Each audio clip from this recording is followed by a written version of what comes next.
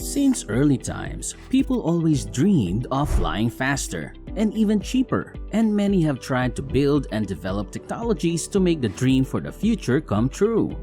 Back in 1970s, the first ever passenger-carrying commercial airplane, Concorde, was recognized as the plane that would take over the next century. Normally, a flight from New York to London would take 7 hours, but with the Concorde, the flight time would only take about 3 hours. Concorde was flown on chartered flights to destinations all over the world. However, this plane was seen to have had many problems. After its high-profile crash in 2000, combined with high fuel consumption and maintenance costs, it proved to have become financially unworkable and limited its service. Moreover, the aircraft was famously known for generating extreme noise and carbon dioxide that had been causing damage to the ozone layer. Immediately after, hopes for a supersonic flight disappeared. But here's some good news. Did you know that there is a new supersonic plane coming soon? Yes, you heard it right.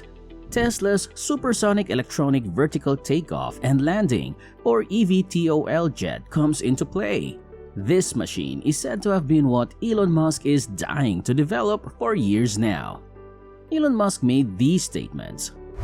At some point, I have a design in mind for an electric supersonic vertical takeoff and landing plane. And I think there's a particular opportunity for a supersonic vertical takeoff and landing electric jet. Supersonic electric jet. Vertical takeoff and landing electric jet. A supersonic electric vertical takeoff and landing jet. An electric jet. Welcome to my YouTube channel, The Finance Professor. If you're new to my channel, please make sure to hit that subscribe button as well as the bell icon so that you can receive more content like this. The transition to electric vehicles has begun to accelerate. Not only that EVs are faster, but they are cheaper to maintain and usually more affordable in the long run than vehicles with internal combustion engines. With airplanes, however, the transition from conventional to electric has never even begun to start. The main reason for this is the limitations of the energy density with batteries. Batteries are currently not able to fuel a plane during the entire flight. Even electric vehicles, for example, have a limited driving range, so a single charge won't be enough for a long road trip. Not to mention the long time it takes to charge or recharge the vehicle. Tesla, on the other hand, has been preparing to release a battery that has far more density than the usual lithium-ion batteries. Many battery experts suggest that an energy density of around 400 watt-hours per kilogram is dense enough for batteries to allow for vertical takeoff and landing. This is where the idea of vertical takeoff and landing technology was devised from. The VTOL, which stands for Vertical Takeoff and Landing, is basically the ability of an aircraft to take off and landing vertically. This type of technology is used in many military aircraft and is especially helpful for environments that don't have enough space for horizontal takeoff. Another quoted statement by Elon Musk. To have a compelling aircraft, you only really need about 400 watt-hours per kilogram, provided the percentage of cell on the craft, on the aircraft is high. It doesn't need to be anywhere near as high as it is on a rocket, but if it's sort of at the 70% level at 400 watt-hours per kilogram, you can do very decent range. Tesla CEO Elon Musk himself stated in August 2020 that a battery with 400 watt-hours per kilogram with high cycle life and produced in volume is not far and will likely happen in the next 3 to 4 years. In addition, he already has a design for a VTOL jet and is prepared to make one when the battery density allows him to. Interview with Joe Rogan.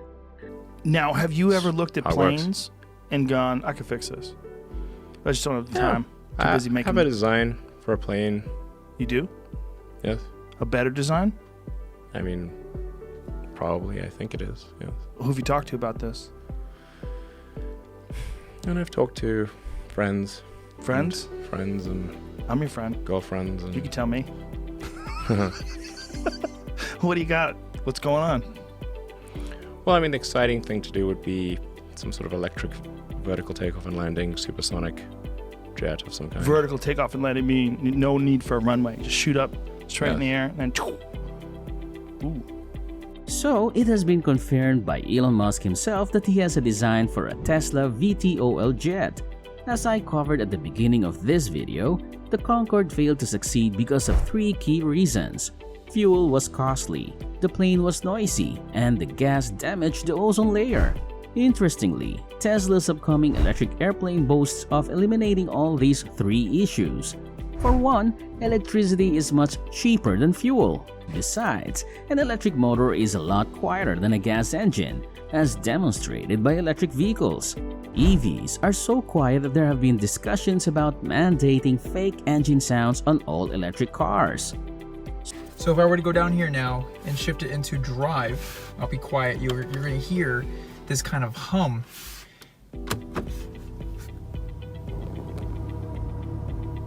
So I'm pretty sure that everyone will be pleased to not hear this sound during their entire flight.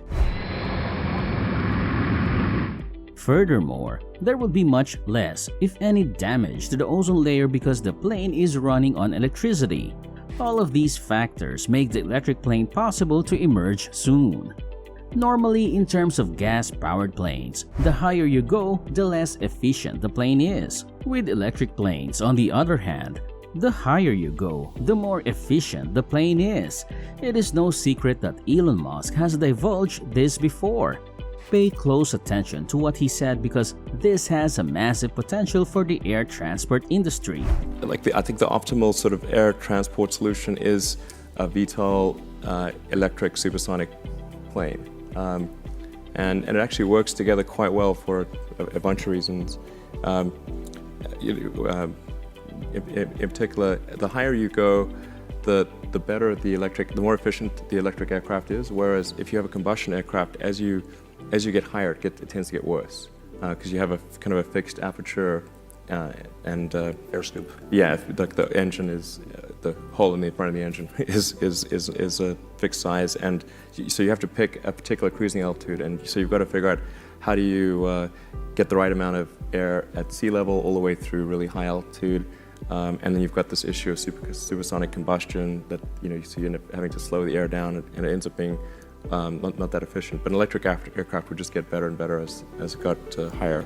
And because electric aircraft are said to get more efficient, the higher you go, this will actually allow for supersonic to speed far faster than you can imagine. Imagine flying faster than the speed of sound. The air gets thinner and thinner with every foot climbed, resulting in less air resistance in the atmosphere. This theory is what Elon Musk explained in the previous clip. In order for engines to operate efficiently, you have to find a way to get the right amount of air in the atmosphere.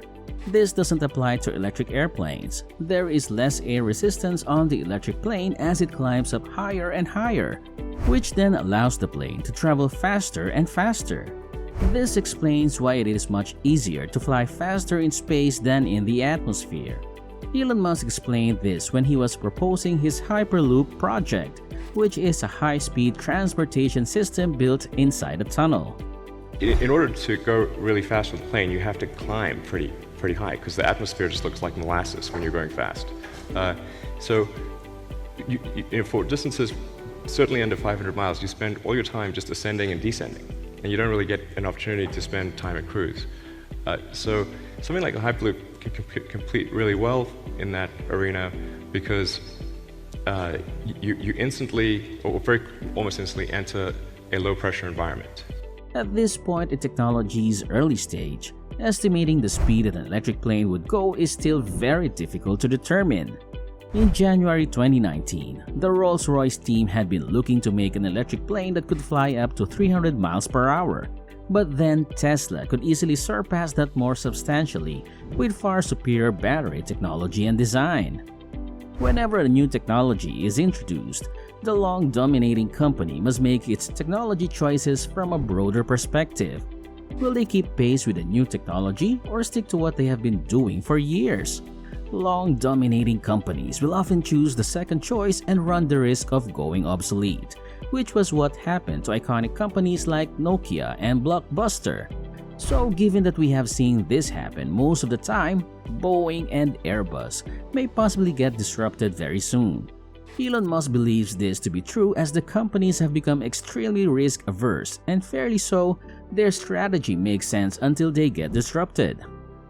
Well, it seems unlikely to come from Boeing or Airbus, given that they seem to be focused on very incremental improvements to the planes as opposed to radical improvements. Overall, an electric plane is certainly starting to make sense when the batteries are dense enough to allow for supersonic flight. After all, Tesla's goal has always been to accelerate the advent of sustainable transport, and in order to do so, the company must disrupt the aircraft industry. Do you think Tesla will be able to disrupt both Boeing and Airbus companies? Do you believe that Boeing or Airbus will catch up on the technology, or do you think that Tesla will shock the traditional airline manufacturers with a revolutionary electric VTOL jet? If you enjoyed this video, please hit the like button and subscribe, and I'll see you in the next one.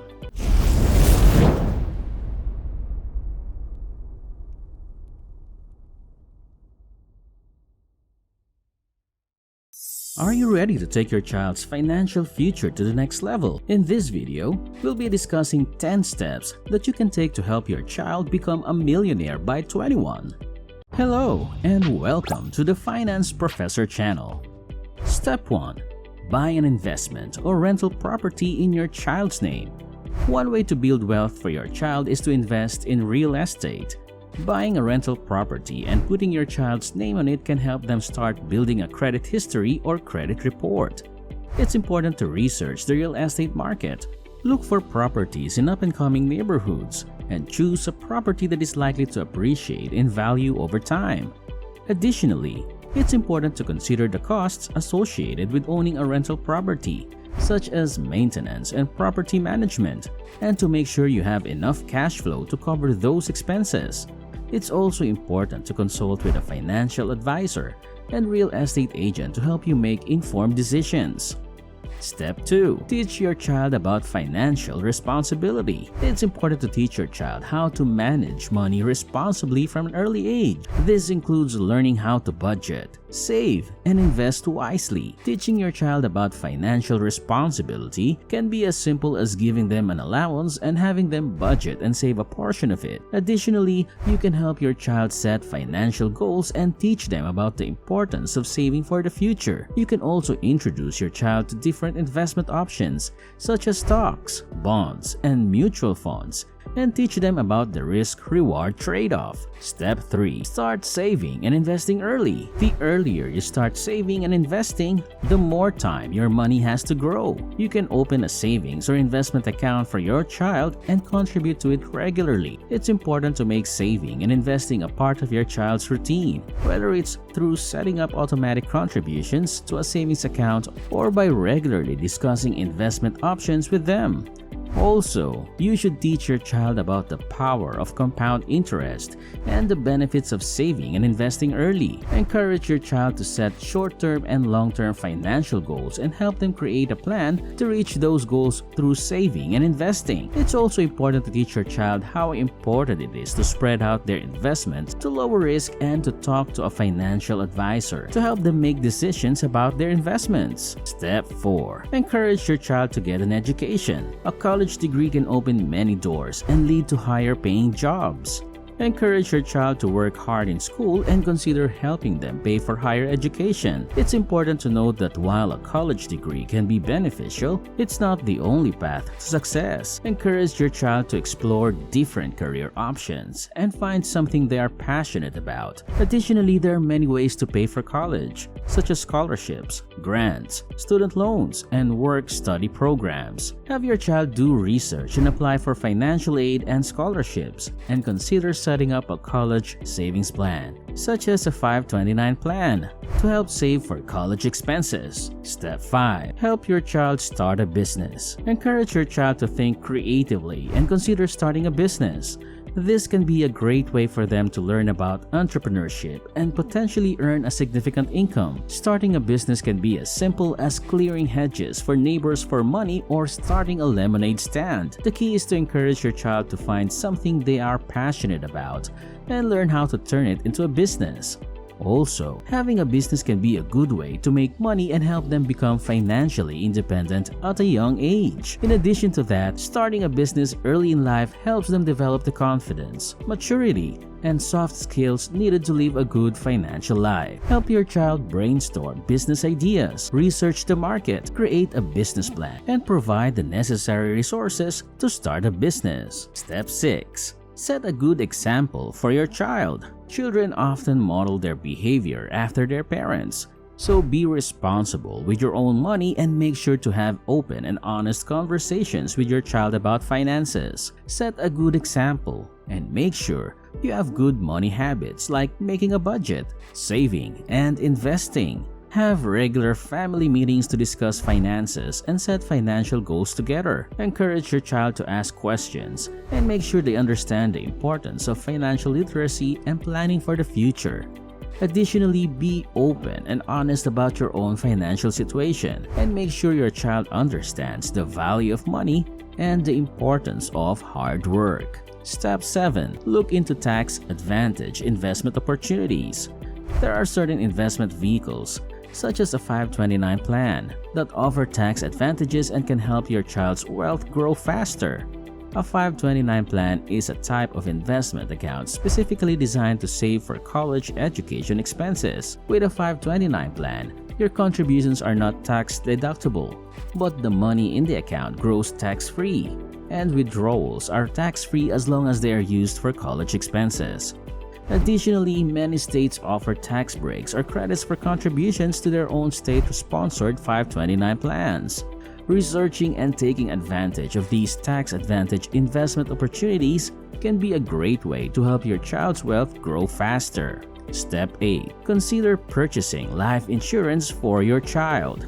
If you die unexpectedly, life insurance can provide a financial safety net for your child. There are different types of life insurance policies, such as term life insurance or permanent life insurance, whole life or universal life. Term life insurance is the most affordable and provides coverage for a specific period of time, such as 10, 20, or 30 years. Permanent life insurance, on the other hand, covers the insured person for his or her whole life.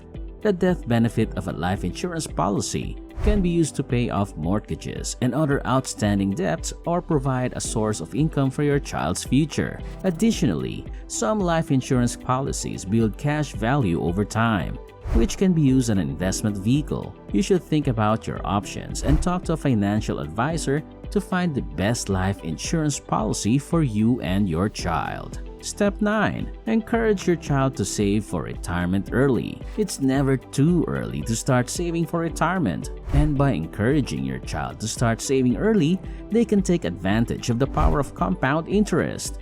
Help your child understand the importance of saving for retirement and the difference it can make in their future. Encourage them to open a retirement account, such as an IRA or 401k, as soon as they start working. It's also important to educate your child on the different types of retirement accounts and help them choose the one that best fits their needs.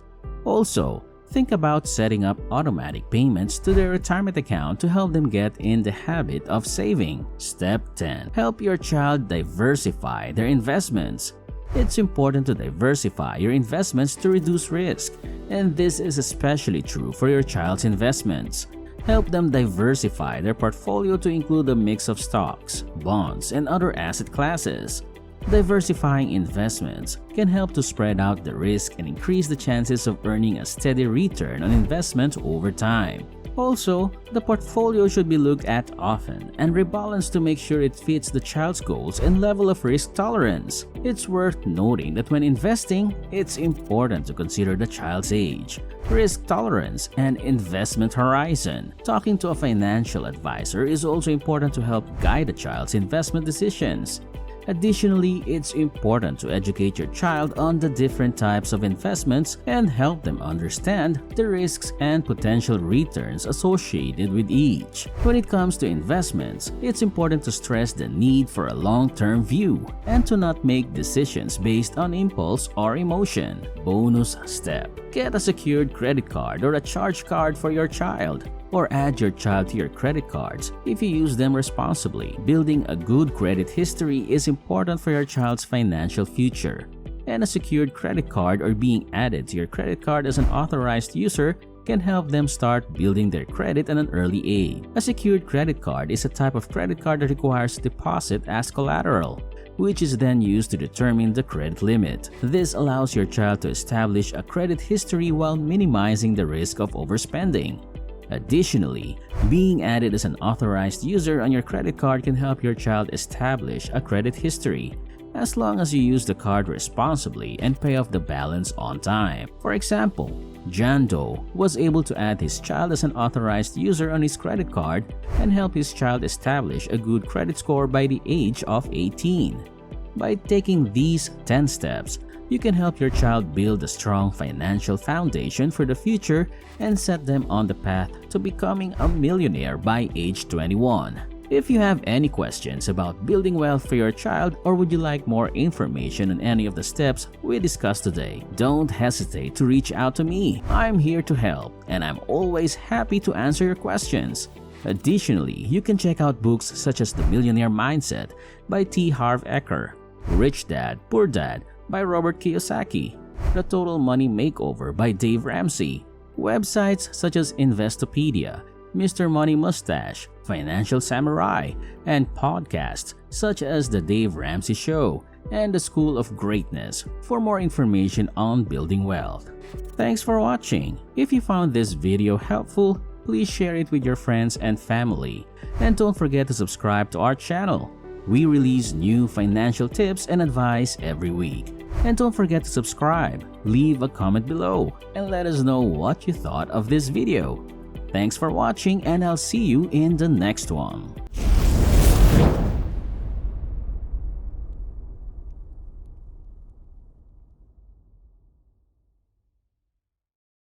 While the concept of passive income may sound appealing, the reality is that most successful passive income ideas result from a great deal of work. I remember I was in my last semester, and being a university student low on cash, I would work right after my study hours to earn extra bucks. And now, I have a steady business. Hello guys! Welcome back to my Finance Professor channel, where we serve you delicious content in personal finance, investment, stock market news, and making money online. Our objective for this channel is to give the tools you need to build and grow generational wealth. Today's video will look at proven strategies for earning passive income to help you reach your financial goals and become more self-sufficient. These strategies will help you settle on the most suitable plans for generating passive income on your terms. Before we officially start our list, I know it is 2023, yet some people still need to learn about the idea of passive income. So, let me describe passive income, and simply put, the Internal Revenue Service or IRS says that passive income is money a person gets from sources other than their regular job that doesn't require much work on their part. Earners can make passive income by investing in stocks, bonds, or real estate, selling goods and services online, making and selling online courses, and so on. Active income, on the other hand, is money you make by working. Passive income, on the other hand, is money you get without doing much or any work. Your finances will improve and you'll have more time. With more money coming in and less worry about how to spend it, you might feel more secure in your financial future. If you're in the service industry and want to quit selling dollars for hours, or if you own a production company and want to add revenue streams that don't need shipping, think about the following passive income options we have listed for you in this video. So, stay with us till the end. You'll never know what idea might be lucky for you. Number 7. Have a specific degree. Make your virtual classes. Creating an online course for everyone curious about the subject is a better use of your time than giving free consultations and private lessons. You'll need to put in some preparation time up front, including creating a course outline, recording the lecture, and uploading it to a website like Skillshare or Coursera. In addition to making materials and resources your students might need and download them. If you are an expert in your industry and have it what it takes to teach others, Creating and selling online courses may be a fantastic side hustle that brings in money while you sleep. Consult with others and teach them what you know to generate passive income. I personally believe everyone can create their own online course and share their experience with others. It does not necessarily have to be an expert knowledge, but anything at all you are comfortable talking about and that has an active audience. For example, about 70 million people in the US are reported to have insomnia and unable to sleep. If you are someone who finds it easy to sleep, you can easily build a course around your strategies and rein in some passive income. Although, keep in mind that this idea will require a time commitment at the outset of the course if you want to see any results. It should have a polished tone and style, be simply to read and comprehend, and include all the pertinent information. Number 6. Investing. In reality, only some of these potential income sources are hands-off. You will only find something that can bring in money while you sleep. Investing can get you close though. It's hard to think of a more frequent method of earning money without actively doing anything. You can learn to invest if you have a small amount to set aside. During college, I studied the fundamentals of personal finance and began accumulating assets in low-cost index funds. I took a lot of my advice from the book The Millionaire Teacher and personal finance blogs like Mr. Money Mustache. I will not give you any suggestions on how to invest your money. I have other cups of tea. But I will say this, educate yourself on investing. Spending a few hours a week and a few $100s on learning to invest may pay dividends, literally, for the rest of your life. Number 5. Interested in photography? Sell it. Sell online photo stock. Since photography is a service industry, you likely need to devote more time to it. Although selling stock images online is more like a side hustle, it may be a great way to bring in extra cash. Pexels and Shutterstock will pay you for high-quality photographs and videos you submit to them. Taking more seemingly unrelated high-quality images of objects and locations to send to stock photo sites is a wonderful approach to get started. After you upload your images to the sites, they will advertise and sell for you. The images you take will begin to pay you passively. Selling stock photographs online might be a great way to generate income passively over time. A potential drawback is that you'll need to supply your camera equipment, but in this day and age, any smartphone equipped with a decent camera will do. Additionally, you'd spend some of your time photographing the scene. Number 4. Are you intrigued by the influencers? Start a blog. It's not easy to start a blog, but the blogging business model is gaining popularity as a way to earn money while you sleep. Today, fame on the web is optional to make money online. Locating your target audience on just 1 or 2 platforms and directing them to your website is all required. Developing a blog is a slow process, but if you publish reliable work and market it well, you may amass a sizable following and a steady supply of paying customers. I know posting and sharing don't make much money, but you can increase passive revenue by commission-based product sales, making paid social media postings, producing and marketing one's goods, displaying advertisements with Google's AdSense. This is the finest part. You can create a blog without knowing how to code or design. A blog may be set up and running quickly with the help of a CMS and hosting provider like Shopify. You may make as much as $30,000 per month from your blog without doing any work beyond creating an SEO marketing plan, writing posts, and promoting them. Number 3. Do you not have any products to sell of your own? A dropshipping store is a great option. One of the most lucrative forms of passive income is dropshipping.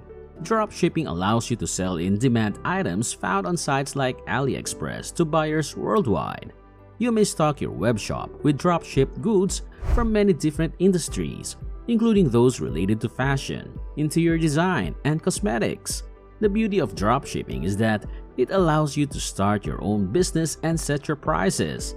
Dropshipping is the only passive income option on this list, where you may choose your prices and profit margins. Dropshipping may begin the moment you sign up with Shopify. Installing one of these dropshipping programs after setting up your online shop can help you quickly and easily get premium goods to sell. An option for a dropshipping company that allows for more control over product selection and quality is to acquire things at wholesale and resell them. You may find US-based wholesalers through a wholesale marketplace, buy items at bulk rates, and then resell them to your customers. Finding wholesalers prepared to ship items straight to clients enables you to combine this strategy with dropshipping. Number 2. Making money in sleep is real. Put a sign in your window and get more customers. Turn your automobile into a mobile billboard and make money while you sleep. Advertisers may reach automobile owners through sites like Free Car Media, Rapify, Carvertise, and Sticker Ride. You may generate a nice passive revenue stream without changing your daily driving habits by just agreeing to display a vinyl decal on your car for a specified period. If you want to use a platform in advertising, ensure they fit your driving style. To qualify for some jobs, you may need to be a delivery driver or log a specific number of daily miles. Number 1. The best option: affiliate marketing. Affiliate marketing is promoting a third-party product through links placed on a website, social media profile, or blog. Despite Amazon's popularity, many other major affiliate networks exist, including eBay, Awin, and Share a Sale, and social media sites like Instagram and TikTok have exploded in popularity as places to gain exposure and sell wares. Start an email list if you want more people to read your blog or see your advertisements. In this scenario, the site owner gets a commission if a visitor clicks on the link and subsequently purchases from the third-party affiliate. Since the fee is likely between 3% and 7%, you'll need a lot of visitors to make substantial money. But you may make substantial cash if you can attract a larger audience or focus on a lucrative forte like software, finance, or fitness. You need to get people to visit your site, click on the link, and purchase to make money. So have patience. To conclude, spend some time to research each of these passive income ideas. It may be your ticket to an early retirement if that is a dream for you. That's all for today, folks, and we hope you enjoyed the video and the information. Keep watching for more amazing videos, and don't forget to like and subscribe to our channel on your way out. See you next time. Until then, bye!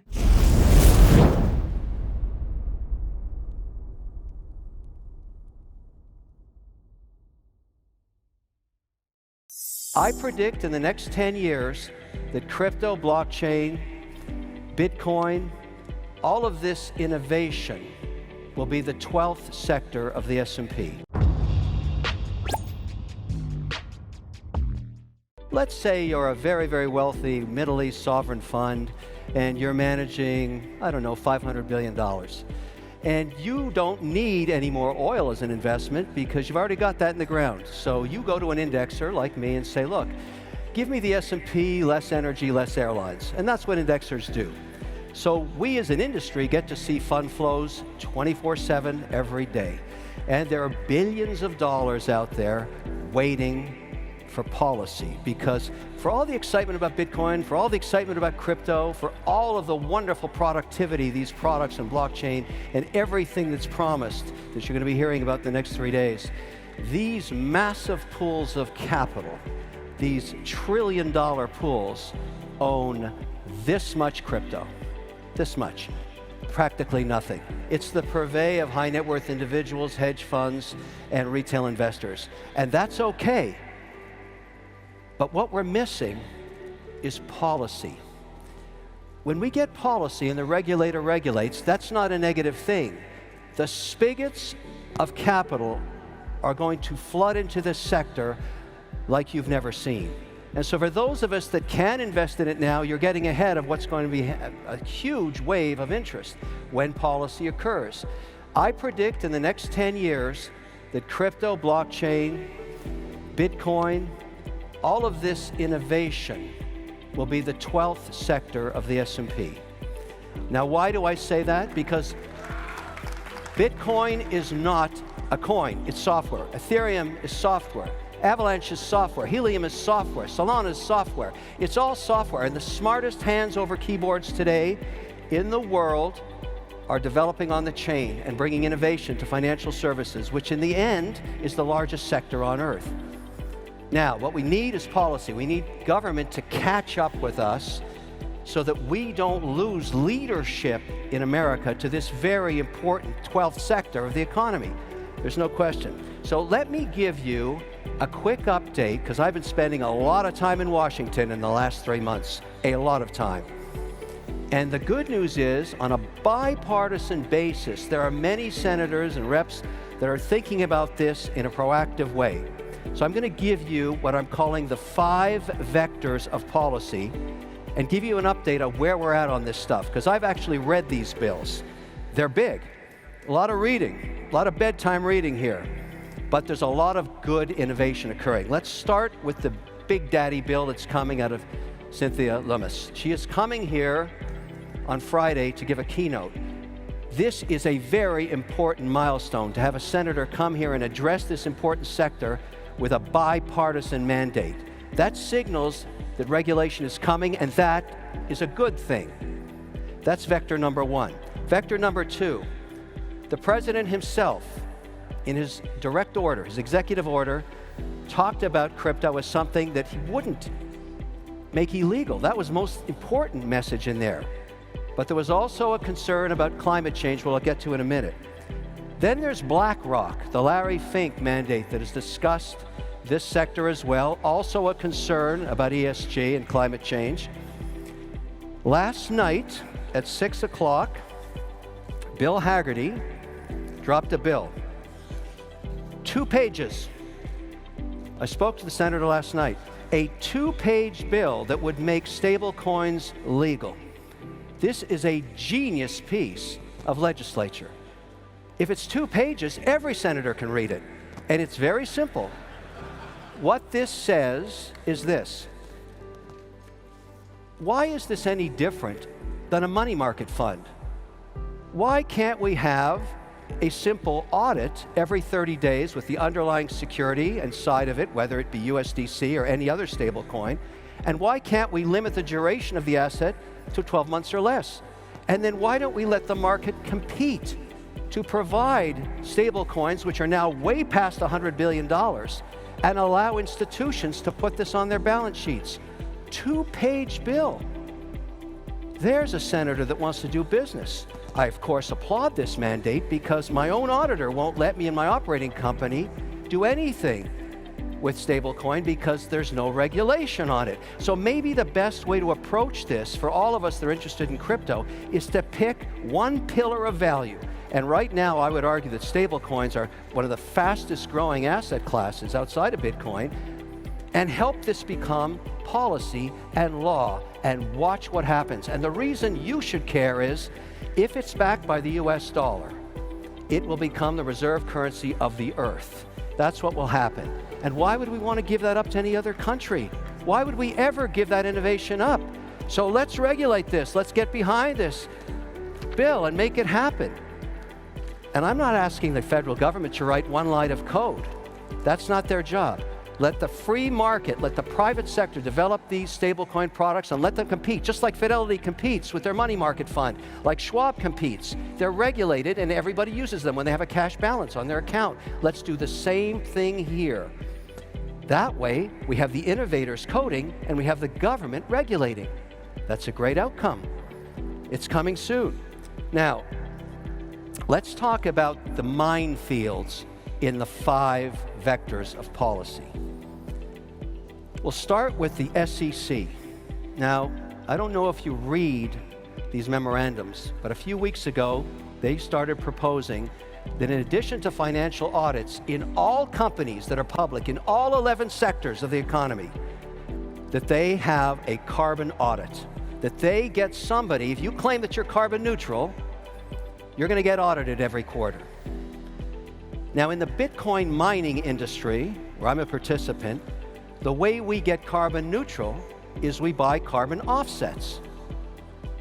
The problem with a carbon offset is the tracking error is so huge that no public auditor will sign off on those statements. You can say you're carbon neutral, but there's nobody going to sign it at the risk of being offside with the SEC. So if the SEC adopts that policy, that's bad for proof of work. And it's bad for Bitcoin mining, because the first pioneers of this in the US were very concerned about being ESG compliant, and they went to that market.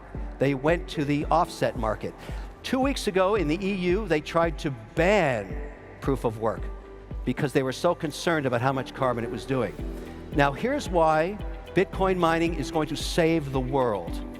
If this policy gets implemented, because it's also in the ESG mandate that Larry Fink at BlackRock put in place, and it's also mentioned directly deep in the executive order of the president himself. It's a direct swipe at Bitcoin mining. But why is Bitcoin mining good for the earth? Because the next generation of Bitcoin miners, and some of them are represented right here, are starting to work with energy that does not require carbon. Hydroelectricity and nuclear power, wind and solar. The drive to produce Bitcoin is so economic in value that they will go ahead and fund the next generation of machines and turbines.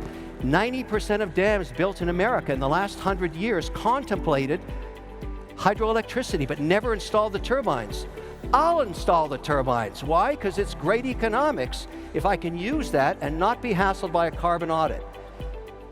This is the future of Bitcoin mining. We will be developing power for all communities while we mine coin in an ethical and 100% green mandate that we can do with hydroelectricity. This speaks to Montana. It speaks to the Tennessee Valley, upstate New York, Quebec, Canada, northern Norway. All of these places, Georgia, have an abundance of unused hydro, and that is the future of Bitcoin mining. And it's a good thing. It provides for communities. It provides extra power. And the capital required for this is unlimited. Now, the beautiful strategy here is when we get policy, this is the Loomis bill right here, and there's lots of good news in this thing. When we make Bitcoin an allocation for institutions, which they do not have yet, what I predict will happen, they will put between 50 basis points and 3 basis points or 300 basis points into their portfolios.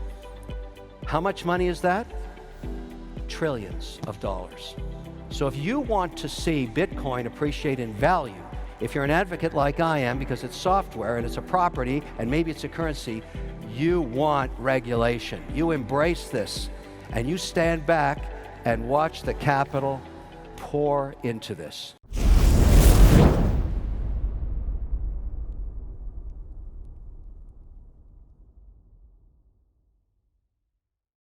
How often do you catch up on the latest economic and business news? If you are, then you might have already observed that financial experts, economists, gurus, investors, and famous financial people are warning that a financial downturn or a major economic recession is happening. A perfect storm is coming for the US economy, according to Ray Dalio. As Elon Musk worries about the economy and his firm's big income loss, he has started the process of having widespread layoffs at his enterprises. As of now, the US job market, especially the tech space, is reeling under severe pressure as layoffs are announced each day. However, other experts such as Jeremy Grantham predict the stock market will see a mega bubble soon. Most Americans anticipate a recession, according to a recent poll. A financial cyclone is headed for the United States, and Jamie Dimon is warning investors to prepare for it, while Michael Burry has projected a giant multi-year slump for the US economy. The media's predictions that we're entering a severe recession are becoming increasingly widespread. Our purpose for this video is not to cause fear and panic among the investor population,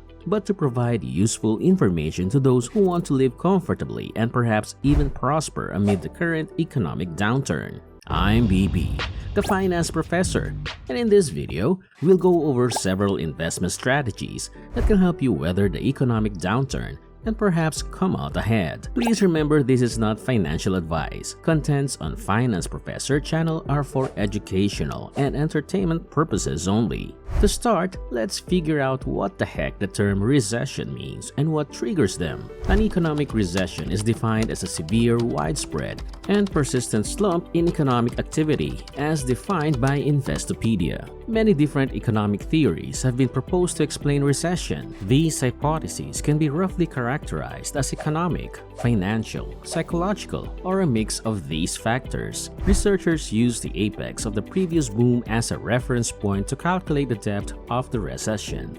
Recessions can have a snowball effect, meaning that the resulting drop in GDP and employment rates continues to hurt the economy. For instance, if consumer demand is low, businesses may have to lay off workers, which in turn reduces consumers' disposable income and further dampens demand. Since the United States has had several significant recessions before, this is a rather typical occurrence. However, recessions have been less frequent in recent years and don't last as long. The most recent and shortest one on record occurred in February to April of 2020. However, there have been ones that lasted for years.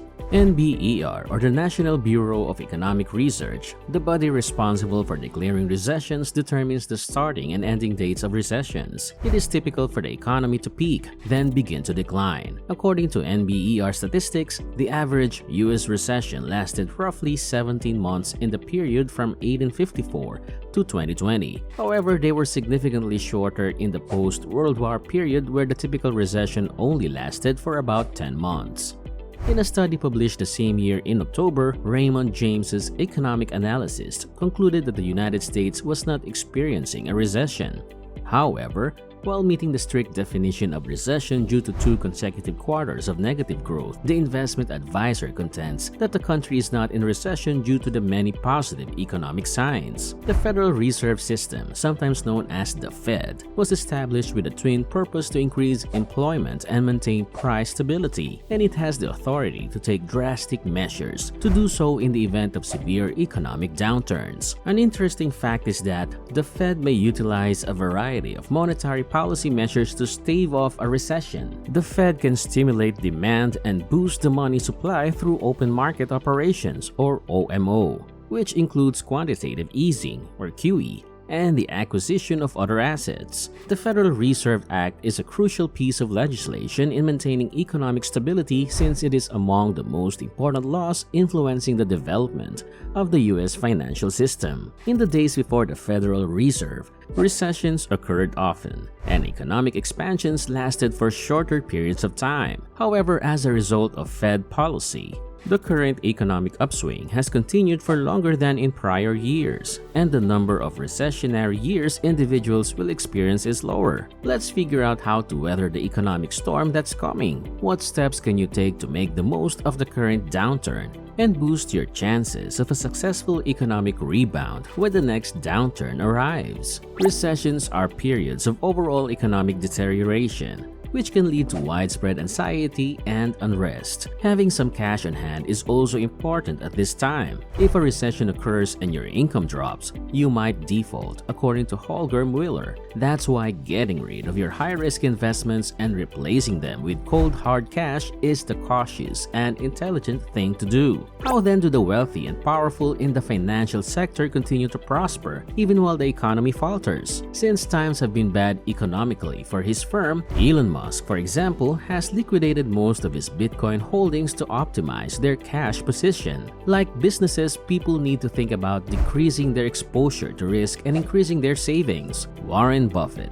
had almost $100 billion in the bank, just waiting for the right investment. Although prolonged price declines are uncommon outside of a severe economic downturn, it is prudent to invest during market downturns. Asset values always rise and fall over time. When Bitcoin was trading at almost $70,000, no one could have predicted that it would fall below $15,000. By 2022's conclusion, Bitcoin's price was predicted by experts to have reached $200,000 or more. When the economy started to falter and the Fed Fed began quantitative tightening. However, markets were confronted with a new reality, and collapses occurred across the board. It's easy to assume that a recession is a time for conservatism and hunkering down. Large and persistent discrepancies between market prices and the true worth of assets sometimes persist during a recession. Having some cash in hand gives you options in a tight financial situation. During economic downturns, when returns on assets are lower, investors are more likely to hold onto capital. Investors are avoiding riskier investments in favor of holding onto cash because cash is king during a recession. Financial risks pay off when the economy is doing well. Therefore, reducing your costs and hazardous investments as much as possible is a smart financial move in preparation for the next crisis. As a result, you'll have a lot of leeway to spend money again if the time is appropriate. Increasing your savings is another smart step with your money. You should have enough money saved up to the last for at least 6 months in case of any unexpected expenses. Given the current state of the economy, it is prudent to put away as much cash as possible in anticipation of the next downturn. Businesses have gone bankrupt in large numbers as a result of the recent economic downturn. People need to eat, therefore, keep in mind that they will work for free. Although no investment can be absolutely guaranteed to survive a recession, investing in a depressed economy can present a unique opportunity, and certain investments often fare better than others in such conditions. Investment in liquid assets and well-managed enterprises is the second prudent financial step to undertake during a recession. An investment is considered liquid if it can be quickly and readily turned into cash without suffering a significant loss in value. Cash, money market funds, and actively traded stock in a public company are all examples of liquid investments. You can become bankrupt in a matter of hours if you invest in highly hazardous assets like Bitcoin coins or FTX-type firms. For this reason, it is prudent to have an investment that is as liquid as blue-chip cash during a recession. A company's liquidity may be evaluated by looking at how well it can meet its immediate financial commitments. Investors and banks consider a company's liquidity when considering whether or not to make a loan or investment. Putting your money into companies with a healthy cash flow is a smart financial choice. The third strategy is to utilize the current economic downturn as an impetus to make astute choices as possible in order to enrich oneself. According to Vivian Tu, a recession is a great time to invest. Rather than dreading a downturn, embrace it as an opportunity to try something new and take advantage of these bargain investments. Profitable businesses often emerge from economic downturns. Author of Rich Dad, Poor Dad, Robert Kiyosaki, claims he became a millionaire amid the financial crisis of 2008 and 2009. Similarly, people might profit from the crisis by making strategic investments at the proper moment. These openings can help you increase your wealth, maintain or even increase your profitability and/or the size of your business or net worth at a time when many other businesses are either not growing or are shrinking. Asset values during a recession are often significantly detached from their true worth. During a recession, a person's assets may only be worth $10,000, but in the hands of the right person, the same item may be worth $100,000. Just like that, Robert Kiyosaki did this in 2008. Despite the current economic climate and the property market meltdown of 2008 to 2009, he spent $500 million in real estate. Consider the value of $500 million in light of today's global economy. To maintain cash flow, businesses may reduce prices or give discounts during a recession. As the economy declines, many small firms will need to preserve cash as they anticipate cash flow problems during the approaching crisis. Increasing your revenue from many sources is one viable option. Investment in one's own professional development can be especially fruitful during economic downturns. By being in control of your career and personal brand even under challenging circumstances, you may gain tremendous leverage and accelerate your professional advancement. There is a wide range in how firms of all sizes and types are affected by recessions. While a Fortune 500 corporation might be able to save money by reducing positions and getting better terms from suppliers, a small consulting firm can face cash flow concerns if clients delay paying bills. investing is a delicate matter, and with the future so up in the air, it may be difficult to know what to do. Therefore, being cautious in one's thinking and behavior is the next best option during a recession. However, in most circumstances, doing nothing is the wisest option. Market declines are possible once more if a recession hits. You could think it's wise to get out of the market now, before it crashes. The future performance of the stock market is difficult to forecast, even for specialists. There's a danger the market may keep sliding and you lose more money if you don't cash out immediately. Another consideration is that the prices at which you purchase the identical investments you sell off may have dropped by the time you decide to reinvest. If you are already struggling to make ends meet due to your debt and the present economic climate, you have even more reason to eliminate your debt. Prior to a downturn, it's wise to pay off whatever debt you have, especially if it's a high interest or variable rate loan. Also, if you don't have a lot of financial cushion, it's perhaps even more crucial that you put money aside during times of economic instability. These are just a few options to consider as you plan for the next disaster. But remember that your situation is likely to be unique. For those of you who have been following along, thank you. If you like this video and want to learn more about the newest investment news, hot themes, and their possible effects on the stock market, subscribe to the Finance Professor channel. And if you want to be the first to know when we upload new videos, be sure you click the bell.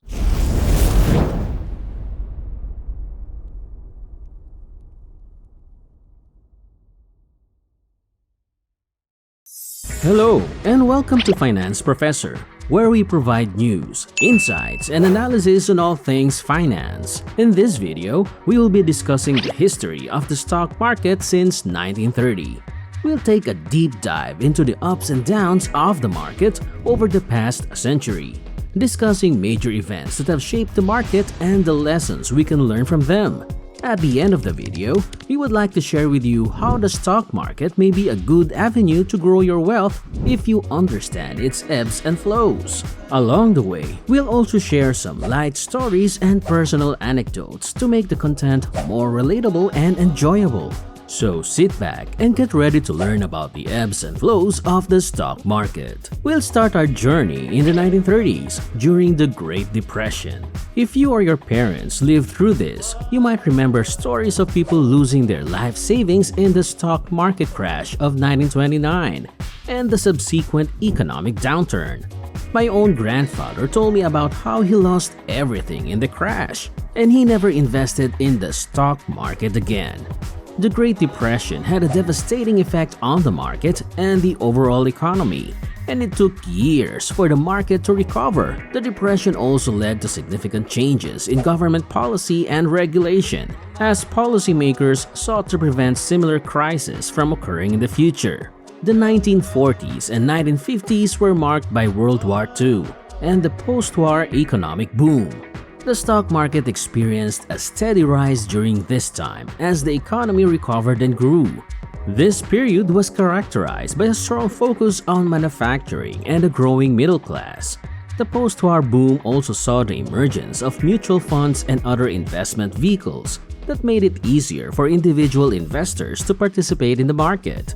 My parents told me about how they started investing in the stock market in the 1950s, and they've been able to watch their investments grow over the decades.